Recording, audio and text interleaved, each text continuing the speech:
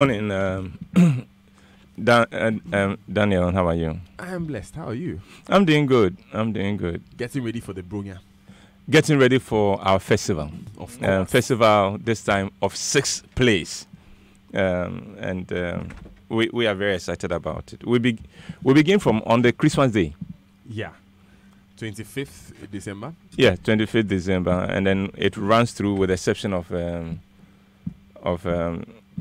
Boxing Day and of the watch night evening. Yeah. It runs from 25th to 1st. So 25th, 27th, 28th, 29th, 30th, and 1st January. Yes. Okay. And 1st January, I end with my performance of Crazy Ride. The Crazy Ride. Crazy Ride, yeah. It's going to be quite a festival this week, this Christmas.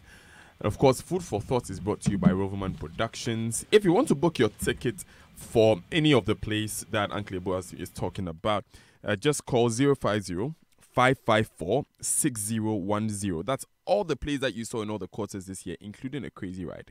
And 2 extra plays: Unhappy Wives, Confused Husbands, and then Terms of Divorce. Yeah. Terms of Divorce. 2 classic plays by Uncle Bo. You can also email tickets at rovermanproductions.com. It's also brought to you by Suno Assurance. Suno Assurance, insurance, our business. So, Uncle Bo, what's the message? Well, Dan, last week I began a series I have dubbed Lessons in Humility. In this series, I'm sharing incidents and experiences in my life that have taught me to be humble and to remain teachable. In the first episode, I shared with you how one lady's comment at our rehearsals led to the revision of the ending of my play, Sex Scandal. In the second episode, I talked about my experience as chairman of Youth for Christ Food Aid Program during the 1980s famine in Ghana, and how the gentle rebuke from the chairman of the main YFC board caused me to take responsibility for what had gone wrong with the program. On Monday, I brought you the third installment in which I talked about how I underestimated a lady professor of science. And now here's the fourth in the series, Lessons in Humility. Then in the 70s, the Hour of Visitation Choir and pardon me. In the 70s, the Hour of Visitation Choir and Evangelistic Association, HOFSIA, commissioned me to write a play for their anniversary. They came to me because I was the artistic director of J Theatre, the drama wing of Youth for Christ, and had just written and directed my first play, Man Must Live, with J Theatre. HOFSIA had incubated YFC in Ghana, and in those days was also housing YFC in their office at Kokomemle behind the ATTC campus. I felt honored to be approached, and I readily agreed to do it. And with 5 months lead period, I felt I had plenty of time to wait for inspiration. But as the days turned to weeks, anxious members of HOFSIA would come to me and ask, "James, how is the play coming?"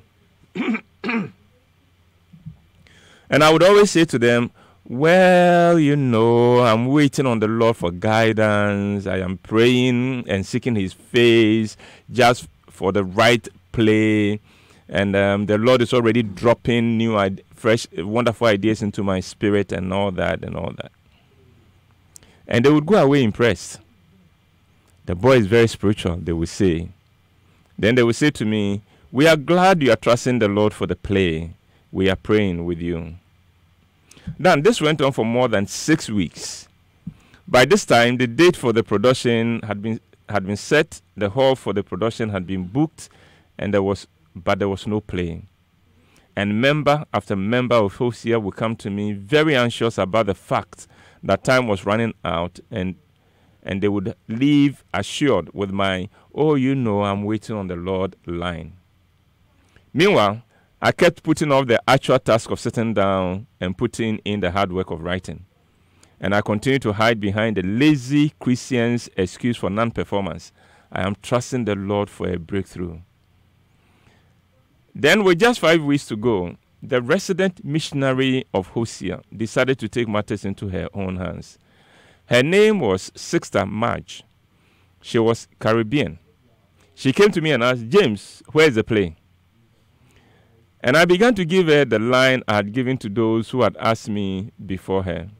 I said, oh, this is a big thing, so I'm waiting upon the Lord. I'm seeking the face of the Lord for guidance and wisdom to write the kind of play that will honor him, and on I went. Sister Marge interrupted me rather sharply and said, hey, James, stop praying and start writing. You give us the play by the close of this week, or you can forget about it altogether. And then she walked away. Then I was stunned. How could this woman speak to me like that?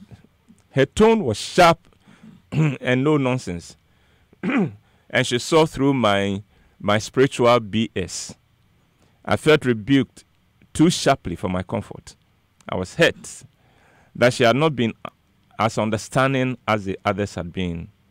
The others had seen in my delay a spiritual man dependent on God, and she had treated me like a lazy, unproductive man hiding behind spiritual jargons. I went complaining to those who would listen, and they all said, well, as for Sister Marge, that is how she is. I went home still smarting from the sharp tongue and the impatience of Sister Marge. But that evening, I sat up, and by the next morning, I had written the first draft of the play. And then that is how my play, The Saga of the Bintu, was written. An incredible lady called Mrs. Asibe, who was a lecturer at the School of Performing Arts, Legon, and also a member of Hosea, worked with me to polish it up, and were able to produce it on the due date.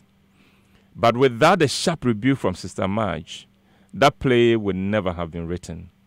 I would have kept coming up with excuses and taking cover behind spiritual jargons, and the day would have come and without a play. I learned 2 lessons in humility that day. One, I learned that those who are reasonable and understanding do not help us to overcome our character flaws.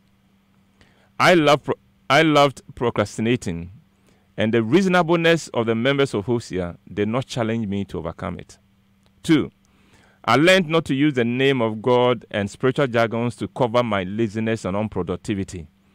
I learned that it is very easy for a Christian to use the name of God to hide the fact that he is lazy, mediocre, and unproductive.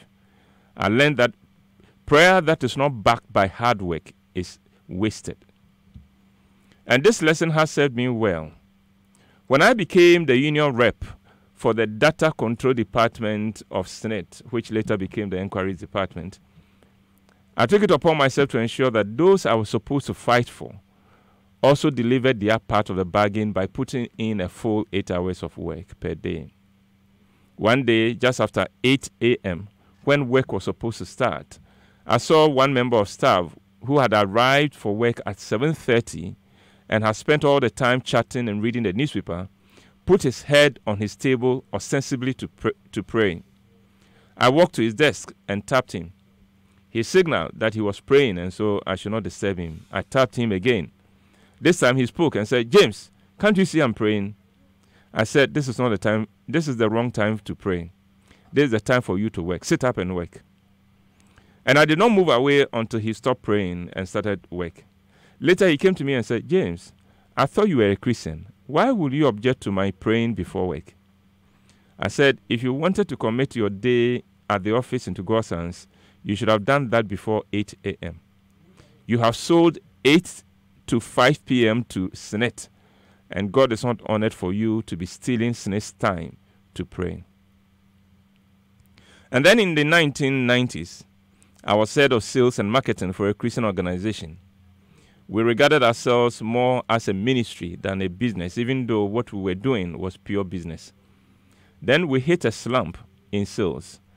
And as I pushed for us to meet our targets, the staff came to me and said, Mr. White, we think you should lock the shop and let us all go on a 3-day retreat to plead with God for sales to improve. I said, we are not shutting the shop, but we will pray even as we work. And then we will act on any wisdom God gives us. The next day, I came up with new strategies and initiatives that saw sales go beyond our pre-slump levels. Then, as a Christian, I know how easy it is to hide behind the name of God and how to hide behind prayer to be lazy and unproductive. I used to do it myself until a lady from the Caribbeans called Sister Marge healed me of that phony spirituality. God bless Sister Marge. Oh, God bless Sister Marge. And though, of course, on that day, no, that was the last thing I would have said. No. I wonder how it felt. He said, "Bring it by the end of this week." Yes, he said, stop praying and start writing. And if we don't get it by the end of this week, forget it. A pastor I love so much. He's the head of PIWC Graceland in Yungwa, Pastor Japan, Ebenezer Japan. He said one thing that stuck with me. As soon as we don't understand something, we spiritualize it. Yeah. As soon as we don't understand anything, we just spiritualize it, forgetting that God has given us the ability to understand. Yeah. And but this one, it wasn't even. I was just taking an excuse of it. I just the task of sitting down and writing. I just kept on. Oh, I will do it over the weekend. And the weekend comes as full. Oh, okay, next week. But if you ask me, how is it going? Oh, I'll have an answer for you. And it was a very spiritual answer. Very, very spiritual. And a lot of them were very impressed. They thought that, the man is very spiritual, even in his working. But it was BS. Okay, I want to ask for the translation of BS. Uncle Bo White with today's food for thought. You cannot substitute hard work with spirituality. And no, you. When prayer is not backed by hard work, that prayer is wasted. You may as well not have. You may as well not have prayed at all. Okay. Let me give you a commercial response. Okay. Okay, we're going to take these important messages. We'll be back with more on the Super Morning Show. Stay with us.